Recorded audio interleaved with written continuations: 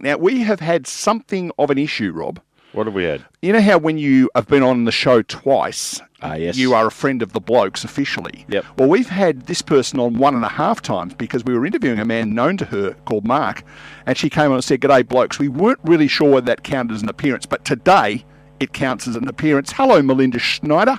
Hello, blokes. How's it going? Oh, all the better for chatting to you. Officially, you are now a friend of the blokes, whether you like it or not.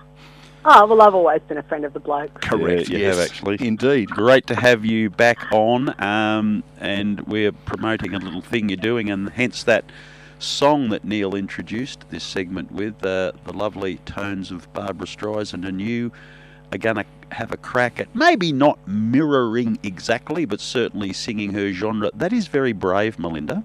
Oh, look, it's either brave or crazy. Bit of both. This is the hardest material I've ever had to sing. I've got so much more respect for Barbara, for her talent and capabilities after doing this project. I've just finished recording an album of her songs as well called The Way We Were to go along with the show. And and it's, my love of Barbara started when I was 3. My mum, Mary Schneider, who, I grew up falling asleep under her fur coat backstage at all of her shows, and Mum would sing The Way We Were. So I often would fall asleep listening to my mum's voice singing it. And not long after that, Mum taught me how to play the song on the ukulele at 3 years old. So as you do. my poor little fingers would reach for these quite difficult chords, and I'd sing the song to Mum's musician friends, and I'd often well up with tears because of the emotion of the song. It's just such an emotional and moving song, and I think maybe that's where I got my love of sad songs. That's where it probably all started, Well, it is certainly brave taking it on from where you've come, but the way you've explained the thought process, the embryo, if you like, it makes an awful lot of sense, because it's a voice that's constantly been in your life. Yeah, it is, and the songs are just classics, as you know. They never date, and yes, those telecom ads, I grew up with those as well. Such a moving TV commercial, that one, because of that song. Yeah. And look, I think we're going to take people on a wonderful musical journey back to better times, the times when music was better, and the world was probably a better place as well, and it's just going to make people very happy, this show, I think. Even with tearjerkers. Yeah. Well, Melinda, I had a privilege of interviewing a chap on another show I do this week who's just written a book, and we all have that saying at some stage, I must write a book one day, I must write a book, or people encourage you to write a book because you've had an interesting life. Was this a similar thing, that maybe this Barbra Streisand thing's been hovering in the back of your musical world, and then finally it was like writing a book? Yeah, it is. It's a concert. It's not like a theatre show that's fully scripted or anything like that. This is a concert tour. But I will be telling some stories behind the songs and stories about Barbara's life. And, there's quite a few similarities between, I can relate to Barbara a lot. She had, quite a complicated relationship with her mum, as I have. She's got one son, as I do. She's been a very forthright and outspoken woman in her career, and that hasn't always gone down well with some of the men at record labels and things like that. I can certainly relate to that. I just admire her vision and her strength so much, and her talent. She's just so talented in so many different areas. There's another thing that maybe is not quite there but could still be ticked off, or if you haven't already done it, is she moved very easily into acting as well, as if it was her first career choice rather than supporting a musical career. Is that something that itch needs scratching? Well, I made my acting debut when I was 13 on A Country Practice. Oh, there you go. With Terry Donovan. He was my dad. I played the part of a country singer on A Country Practice. And, so I was acting very early as well, and then I kind of moved away from it. But I would like to go back to some more acting. Well, you'll be able to, fill in the Barbara role in Meet the Fockers, maybe the Australian version of that. we could have a little text. We'll ask people to text in. The sex therapist. Who would play the Dustin Hoffman role? There you go. There's something for our texters to come in on. and obviously, your mate Mark, who does your promotional work, sent me through the press release, and I had forgotten about this. That not only are you preparing to do the Barbra Streisand thing, but you've also done Karen Carpenter, you've done Joni Mitchell, you've done Doris Day. These are all obviously female performers that have inspired you in some way, otherwise you wouldn't go down the path of performing them, I guess? Yeah, look, a couple of those other shows were with other, 2 or 3 other female singers, Australian singers, who we've teamed up and done concerts together, and that's always a joy. I love collaborating, and, doing the Karen Carpenter tour with Katie Noonan was wonderful, and likewise the Joni Mitchell tour with Katie and Wendy Matthews and Ella Hooper. That was a blast. So any time that we can celebrate incredible female artists, I'm there. Yeah. And as you mentioned, Grant, who is, I think you might have spoken to Grant on one of the conversations that we've had along the way, who fills in when Rob or I need a day off. He is an Elvis fanatic, I think it's fair to say. And the one thing he dislikes is people trying to imitate Elvis. From what I'm hearing with your Barbra Streisand thing, you're not going to try and imitate her so much as sing her songs? Yeah, it's not an impersonation. There'll only ever be one Barbra Streisand. Yeah. And I said that when I wrote my Doris Day show as well. I always said that at the beginning of the show, and I'll be saying it at the beginning of this concert. It's not an impersonation at all. No one can sound like Barbara. I'm just celebrating these wonderful songs and celebrating her incredible career, and, that's the way it goes. Doing it in my own way, but not deviating from the originals too much either, because you can't mess with perfection. Indeed. Well, that is a very good point. Your stage of a career with the wonderful work that you've already done, is this another way? You've mentioned some other covers, if you like, for want of a better description. Is that another way to keep yourself relevant in the musical industry, to take these little tours around? Because I know that the audience will be sitting there waiting, because there's such great memories in these great performers. Yeah, look, I love doing big concert hall shows. They're glamorous, getting to perform at Hamer Hall on the 7th of August, opening night. That's going to be so exciting. Taking it to Sydney Opera House Concert Hall, it's very unusual, I think, for a country artist, as I'm most well known, to be able to actually perform in venues like that. Normally country artists don't perform at the Opera House Concert Hall. But like Gateway Hotel in Corio. That's right. Several times I've been able to do it because I've been diversifying into these other musical genres. And it just keeps life interesting. And I do like a challenge, and this has been the biggest challenge of my career vocally. So I just like to keep things fresh and challenging and try new things. So when the idea is first floated, I'm assuming, given your interest in and love of Barbra Streisand's work, how long ago do you go, right, that's it, I'm starting the process so that on August the 7th I'm singing at Hamer Hall? Is it something you've been working on for months, weeks, years? For about a year. Okay. For about a year, yeah. A year and a half, we decided to do the show. And so gradually, just, working at it gradually. Putting it all together. In and amongst that, of course, you released your very, very fine album, which is in pride of place. When I do a Zoom call for work at the moment, it's on a stand behind me. Everyone goes, "Who's that on the record cover?" So I always bring it down and show people who it is. But that album, is quite, the Melinda Schneider that we know, if you like. That was sort of being done in the middle of this piece of work, getting ready for Barbara as well. Yeah. So that album came out early this year. I'm still releasing singles from that.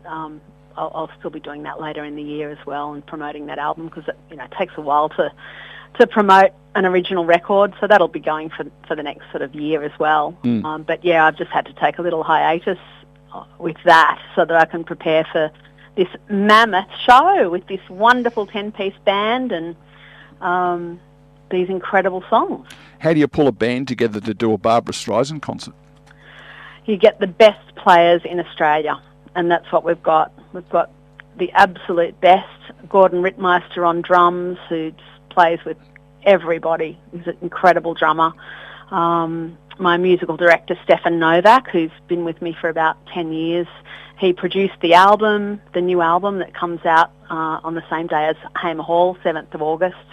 And, yeah, you get very talented people around you. Only the best will do for Babs because she is a real perfectionist. I'm still reeling from the fact Stefan Novak sounds like he plays tennis for Sweden. Yes. He I'll does. claim that. I'm trying to think, where have I heard that name before? He does, doesn't he? It's exactly what it sounds like. So when people turn up on the night at Hamer Hall, and sadly there was some talk at one stage of coming to Geelong, but you're not doing that. You're coming to Hamer Hall in Melbourne. What can they expect apart from a whole lot of Barbra Streisand music? Look, a gorgeous gown by a wonderful Melbourne designer, Linda Britton. She's making me my gown. Mm-hmm. I'm coming down next week for a fitting. So they'll be able to hear an incredible 10-piece band. The wonderful songs. There's probably about 22 songs in the show. Wow. We're doing everything from, Barbara's very early material when she was 18 at the Bonsoir, the little club in New York, to a Broadway medley from her Broadway album that she put out, to the Barry Gibb songs, the duets that she did with Barry Gibb and Donna Summer. We've got some disco in there. We've got the beautiful ballads that are going to make everyone cry. We've got everything, every single genre you could imagine of music in this show. On the website, which is thewaywewere.com.au, unsurprisingly, which is where you can go for tickets, and we'll tell you that again before we finish the conversation. I notice it's got you on there and singing, and across the bottom it's got the names of the songs that are going to be played. I'm thinking, oh, this is all right. And you play probably the most covered song in history.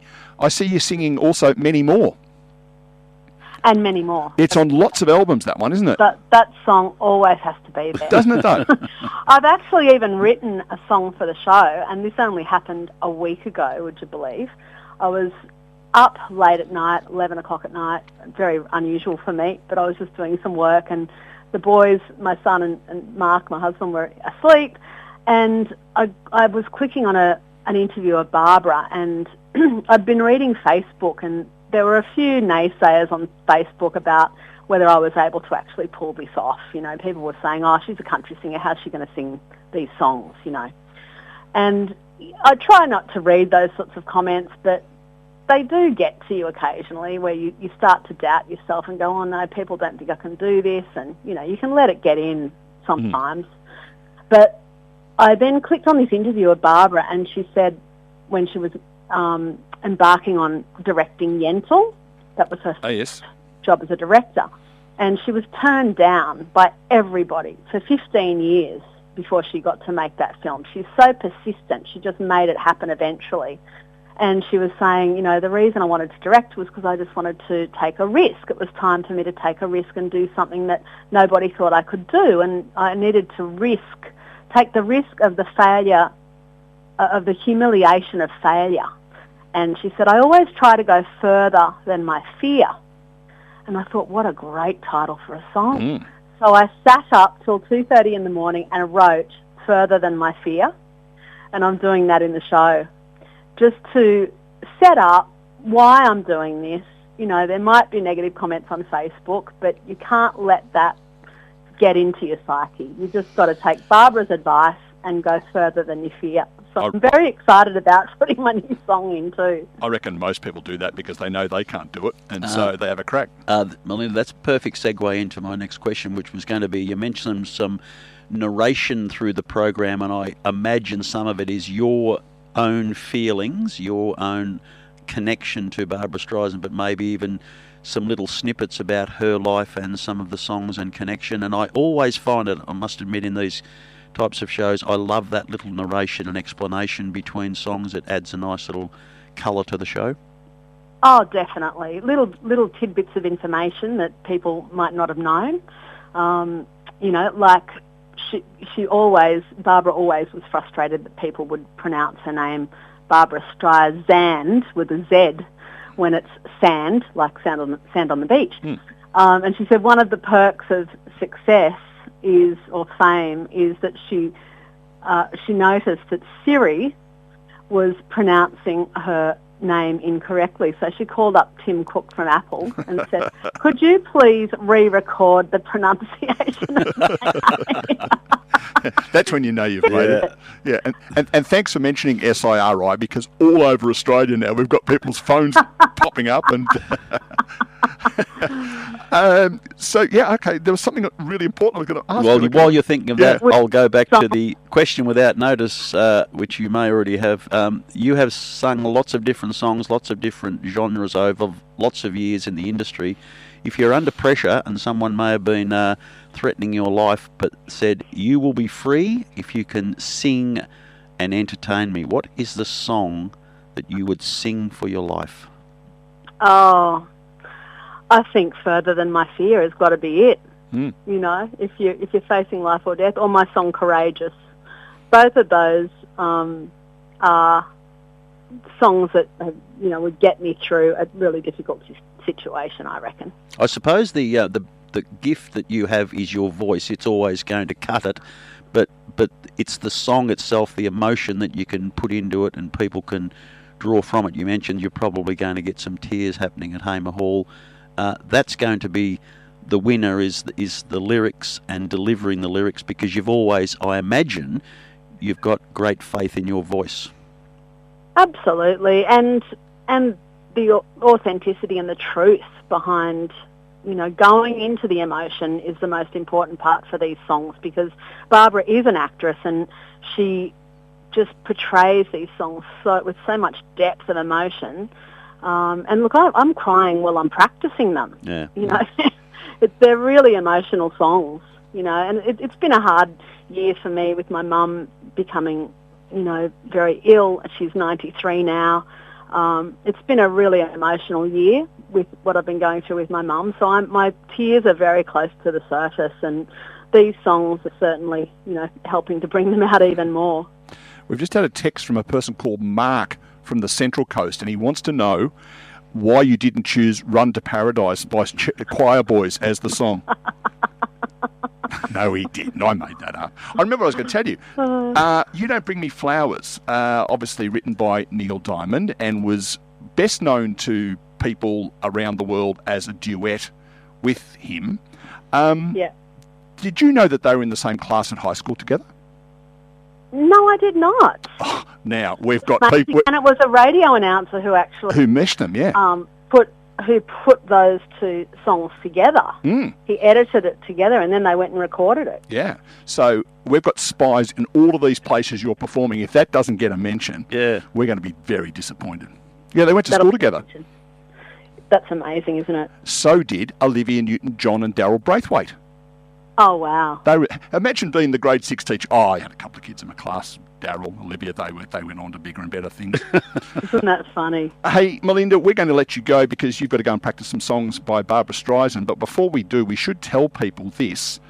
You are going to be at Hamer Hall on the 7th of August. Now, if you look at your sundials, folks, that's only about 4 weeks away. So you'll want to get your tickets if you haven't already got them.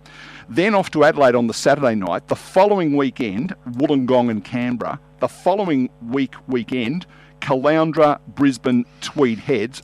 And the following weekend, Newcastle and Sydney. Yep. Keeping it nice and close to home for the last ones. Yeah, can't wait. Yeah, nice. Good August. And you talked about collaborations. We're going to just do a little bit of a promo here, all things being equal with my fingers crossed.